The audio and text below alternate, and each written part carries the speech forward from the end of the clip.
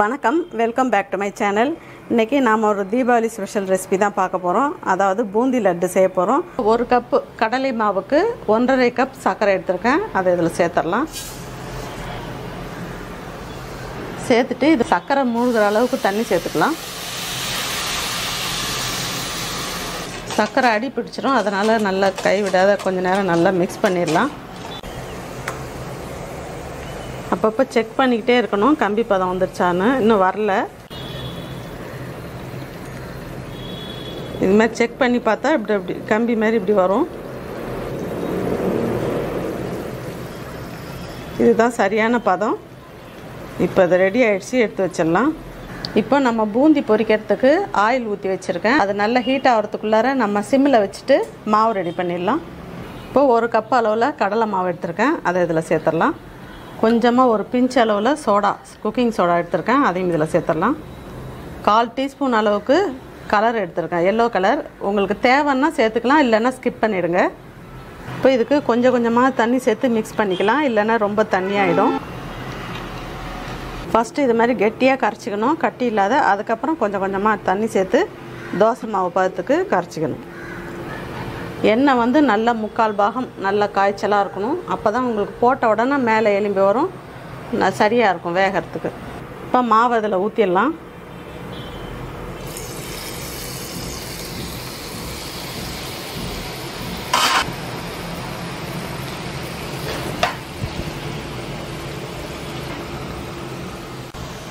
போட்ட உடனே கிளற வேணாம், கொஞ்சம் நல்ல சலசலப்பு நின்ன உடனே அதுக்கப்புறம் லேசாக திருப்பி விடணும்.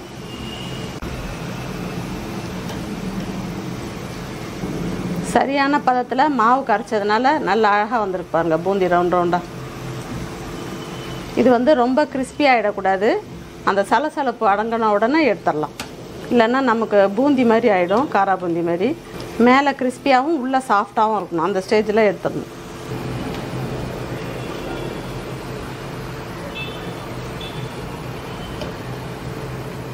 இப்போ எல்லாத்தையும் எடுத்துடலாம். இப்போ பூந்தியை நம்ம ரெடி பண்ணிட்டோம். இப்போ இதை சர்க்கரை பாகில் சேர்த்துடலாம். சர்க்கரை பாகு வந்து ஆறிடுச்சு, கொஞ்சம் லேசாக சூடு பண்ணிக்கிட்டு சேர்க்கணும்.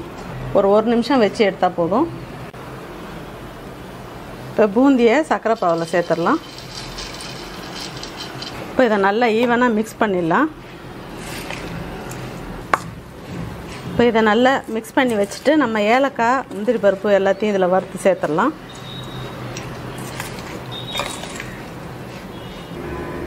இப்போது நம்ம ஒரு 2 டீஸ்பூன் அளவுக்கு நெய் சேர்த்துக்கலாம். இப்போ நான் 5 நம்பர் ஏலக்காய் எடுத்திருக்கேன். இப்போது ஜாதிக்காயும் அந்த ஏலக்காயும் இதில் சேர்த்துடலாம்.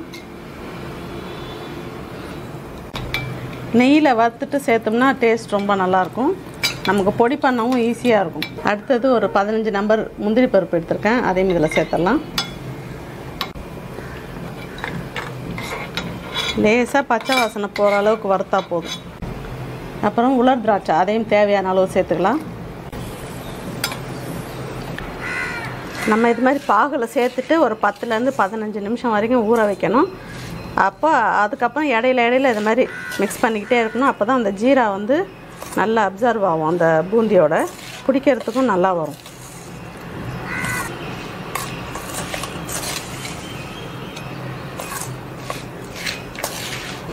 நம்ம இப்போ ஒரு 15 நிமிஷம் நல்லா சர்க்கரை பாகில் பூந்தியை ஊற வச்சு எடுத்துருக்கோம்.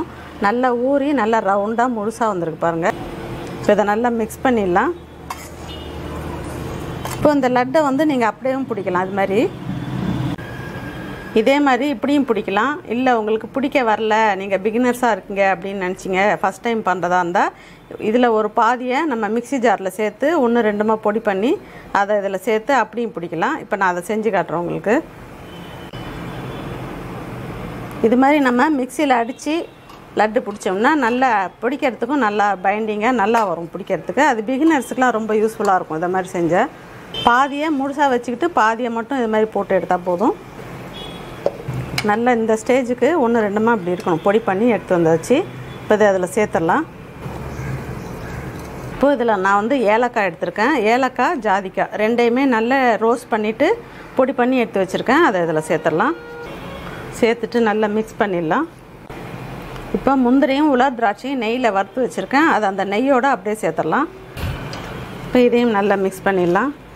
இதில் வந்து வெள்ளரி விதை இருந்தால் அதை கூட நீங்கள் சேர்த்துக்கலாம். அப்படி இல்லைன்னா டைமண்ட் கல்கண்டு இருந்தால் அது கூட போட்டுக்கலாம். ஒரு சிலர் கிராம்பு கூட போடுவாங்க. உங்களுக்கு எது இஷ்டமோ அது சேர்த்து செஞ்சுக்கலாம். இப்போ லட்டு பிடிச்சிடலாம். நம்ம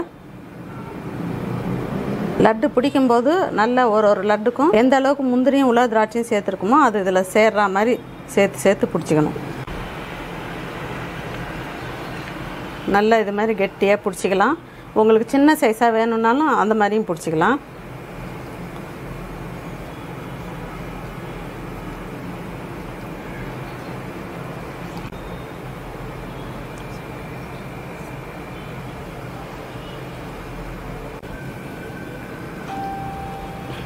நீங்கள் ஃபஸ்ட் டைம் செஞ்சு பார்க்குறவங்களா இருந்தால் கம்மியான குவான்டிட்டியில் செஞ்சு பாருங்கள். அதே மாதிரி சர்க்கரை பாகு வந்து நல்ல கம்பி பதம் வர வரைக்கும் நல்லா காய்ச்சணும். அதே மாதிரி மாவு நீங்கள் மிக்ஸ் பண்ணுறது வந்து ரொம்ப தண்ணியாகவும் இருக்கக்கூடாது, ரொம்ப கெட்டியாகவும் இருக்கக்கூடாது. நல்ல மீடியம் சைஸில் தோசை மாவு பார்த்துக்க இருக்கணும். அப்போ தான் உங்களுக்கு நல்லா முத்தாக வரும் பூந்தி. நல்லா அழகாக வந்திருக்கு பாருங்கள். இப்போ எல்லா லட்டையும் நல்லா அழகாக ரவுண்ட் ஷேப்பில் பிடிச்சி எடுத்து வச்சிட்டோம். தீபாவளி ஸ்பெஷல் பூந்தி லட்டுவை ரொம்பவே அருமையான டேஸ்ட்டில் ரொம்ப குயிக்காக செஞ்சுருக்கோம். இந்த மெத்தட் வந்து பிகினர்ஸுக்கெல்லாமே ரொம்ப யூஸ்ஃபுல்லாக இருக்கும்னு நினைக்கிறேன். இதே மெத்தடில் நீங்களும் உங்கள் வீட்டில் இந்த தீபாவளிக்கு இந்த பூந்தி லட்டை செஞ்சு பார்த்து என்ஜாய் பண்ணுங்கள். ரொம்பவே அருமையாக வரும். உங்களுக்கு அந்த ரெசிபி எப்படி வந்ததுன்றதை கமெண்ட்ஸில் சொல்லுங்கள். இந்த ரெசிபி பிடிச்சிருந்ததுன்னா லைக் பண்ணுங்கள், ஷேர் பண்ணுங்கள். சேனலை ஃபஸ்ட் டைம் பார்க்குறவங்களா இருந்தால் சேனலை மறக்காமல் சப்ஸ்கிரைப் பண்ணுங்கள். தேங்க்யூ.